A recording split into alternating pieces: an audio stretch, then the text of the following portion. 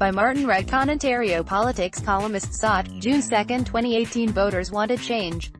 Now they've got it, according to Kathleen Wynne.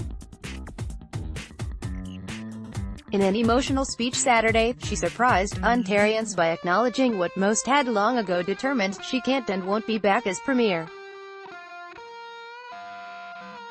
With her Liberals facing the prospect of elimination, Kathleen Wynne took a page from NDP playbooks of the past, urging Ontario voters to elect a minority government. BURSTON, the Canadian Press. Now what? Days away from the June 7 vote, is her gambit a game-changer? Embattled leaders almost never offer tearful concession speeches in mid-campaign, before a single ballot is even tallied. But with her Liberals trailing badly, Wynne's dramatic declaration was more anticlimactic than it was premature. There was method to her madness, or boldness. The Liberal leader can read the opinion polls as well as anyone, and since everyone already has, why not admit the inevitable and make the best of the worst? Bear in mind that this was merely a concession speech, not yet a resignation speech. For all her genuine personal pathos, this was a political play to save her Liberals from the abyss. Even if self-serving, it was also a calculated public appeal for the minority governments that many Ontarians claim to like. Wynne argued her Liberals can still forestall an outright majority for Doug Ford's Progressive Conservatives or Andrea Horwath's New Democrats, either one of which she claimed would leave the province vulnerable to political extremes. Vote Liberal and you can still have change, a new premier, but without the upheaval of an unrestrained PC or NDP government. With her Liberals facing not just decimation but elimination, Wynne was borrowing from the NDP playbook of the past. New Democrats have long pitched the possibilities of minority government, albeit when they were running a distant third in federal and provincial elections, not vying for first place as they are now. Remember those public appeals from Ed Broadbent or Jack Layton to borrow your vote, so that New Democrats could wield the balance of power and serve as the conscience of Parliament? Now the shoe is on the other foot, with Wynne trying to kickstart her own campaign in the home stretch.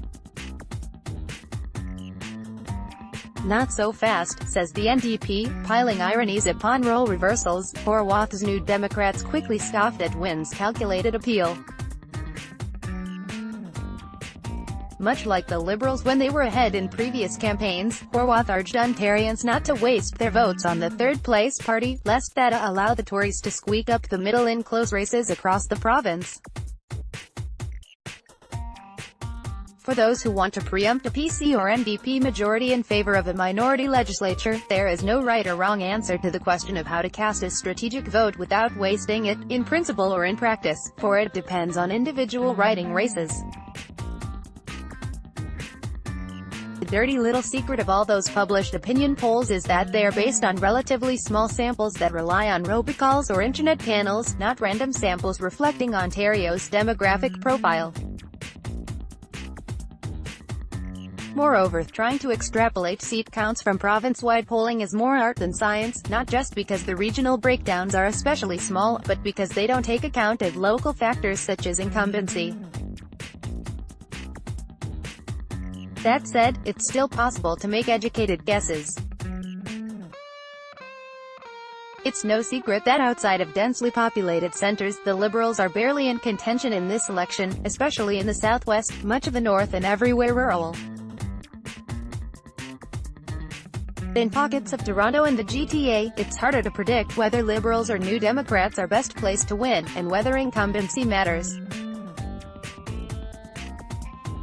Hard as it is to vote strategically, it is harder still to predict minority governments, as much as some voters like them. The only certainty is that there is nothing wrong with the idea of parties working democratically together, formally or informally, in a coalition, alliance or ad hoc arrangement, despite the attempts by Ford's Tories to dismiss them as the work of the devil. Again this weekend, as he did at the outset of the campaign, Ford borrowed from the standard Tory playbook, written by ex-PM Stephen Harper, to delegitimize the established convention of parties that hold the majority of seats coming together to outvote the party with a mere plurality. After first ruling out cooperation with the Liberals, Horwath has more recently acknowledged that there's nothing illegitimate and everything legitimate about the parties with the most seats collectively having their say, and getting their way. Despite the desire of the Tories to delegitimize or muzzle such thoughts, they are a healthy part of our democratic discourse. Voters deserve to know that the various party leaders, not least Mike Schreiner of the Greens, who also made himself heard on the weekend, are willing to talk constructively after the votes are counted. Martin Regg is a columnist based in Toronto covering Ontario politics. Follow him on Twitter, at ReggCon. IT comes to expert advice, come to US, new NEWSLETTERADVICESIGN up.